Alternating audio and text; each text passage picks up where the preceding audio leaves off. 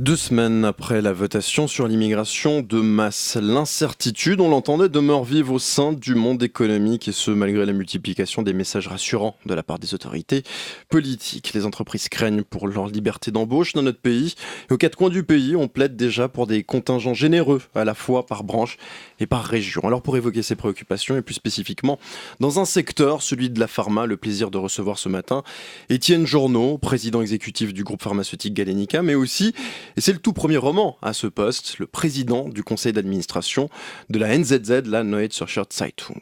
Étienne Journeau, bonjour. Bonjour. Merci d'être avec nous ce matin. Beaucoup d'entreprises sont inquiétées, elles l'ont dit, elles se sont inquiétées, elles sont inquiètes du résultat du vote du 9 février dernier. Galenica, vous avez un tiers d'employés étrangers, que craignez-vous ? Effectivement, pour l'économie en général, l'incertitude n'est jamais positive. L'inquiétude est un souci important. Une économie florissante génère directement le bien-être. Et pour une entreprise comme Galenica, comme vous l'avez dit, 35% du personnel des étrangers, 35% de nos pharmacies sont gérées par des étrangers. C'est une réalité à laquelle nous devons faire face et ce n'est pas évident. C'est énorme, 35% quand même, non ? C'est la réalité, on ne trouve pas les... Prenons un exemple bien concret, 300 pharmacies, vous ne trouvez plus de pharmacies en Suisse, plus suffisamment, on est obligé d'aller chercher en Allemagne, en Italie, en France. Mais ça, vous vous êtes exprimé avant ou dans le fond, ça vous était égal, ça allait bien, cette réalité-là, vous en accommodiez bien ? Je pense que c'est une réalité avec laquelle nous vivions très bien. On n'a jamais pensé que cette initiative aurait un tel succès. On a certainement sous-estimé ce qui s'est passé. Justement, on ne l'avait jamais pensé, dites-vous. Je reprends vos mots, Étienne Journeau. Vous ne pensez pas que les patrons auraient dû un tout petit peu plus descendre dans l'arène politique, publique, en parler ? Parce que dans le fond, il n'y a que Économie Suisse qui a fait campagne avant le 9 février. Écoutez, quand vous êtes patron d'une entreprise, la priorité que vous avez, c'est de gérer votre entreprise. Et les organisations fêtières comme Économie Suisse ont effectivement pour mission de remplir ce rôle. Le problème, je pense, c'est qu'on est confronté à un problème qui touche ou qui est directement lié aux médias. C'est les émotions dans le domaine des médias, c'est la démagogie, etc. Et je pense que l'initiative a directement profiter de cette situation. Vous, en tant que patron, quel regard vous portez sur Économie Suisse ? Ils ont bien fait leur boulot, malgré tout. Je pense que c'était extrêmement difficile d'argumenter sur des sujets aussi sensibles que l'immigration.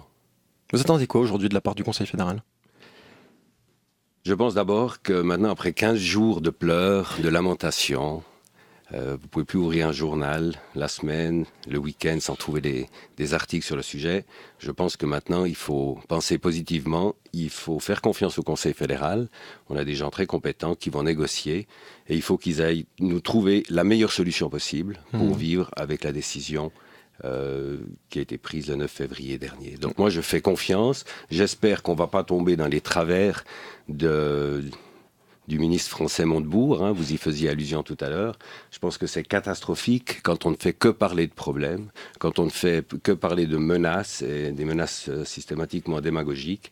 Cela provoque une situation comme on la connaît maintenant en France, où il n'y a plus d'entrepreneurs qui veuillent venir s'établir en France, et les entrepreneurs français ont plutôt envie de quitter la France que d'y rester. Il ne faut surtout pas qu'on arrive dans cette situation en Suisse. En Suisse, on a un modèle à succès extraordinaire. Il faut qu'on fasse tout pour le maintenir, et je fais confiance au Conseil fédéral pour nous trouver une bonne solution. Et puis, il y a aussi les politiques qui doivent jouer un rôle.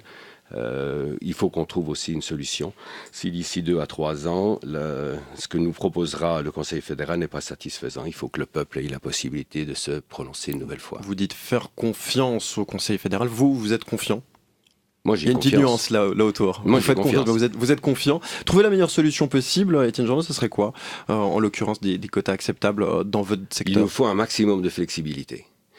Comme je le disais tout à l'heure, l'incertitude est la pire des choses. C'est pas possible de gérer. On gère une entreprise dans une perspective à long terme. Les entreprises qui sont gérées dans une perspective à court terme n'ont pas de succès.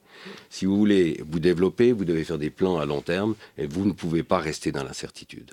Donc, il nous faut si on doit travailler avec des contingents, il faut que ça soit tout à fait flexible, que ça nous permette de nous adapter. Le succès est quelque chose qui est tellement difficile à obtenir. Il ne faut pas se mettre des haies supplémentaires qui nous freinent et qui nous empêchent. On l'évoquait, hein, ce 35% de vos pharmacies, enfin du personnel dans vos pharmacies sont dirigés par des étrangers. Donc vous avez 300 pharmacies, 500 points de vente, Galenica. Si vous ne trouvez pas ces compétences et que vous n'obtenez pas de personnes suffisamment qualifiées, c'est quoi cette flexibilité justement? Elle se situe où? On fait comment? Il faudra bien qu'on trouve une solution. Là, vous êtes en train de peindre le diable sur la muraille. De peindre le diable sur la muraille. Laissez le temps au Conseil fédéral de nous trouver une solution.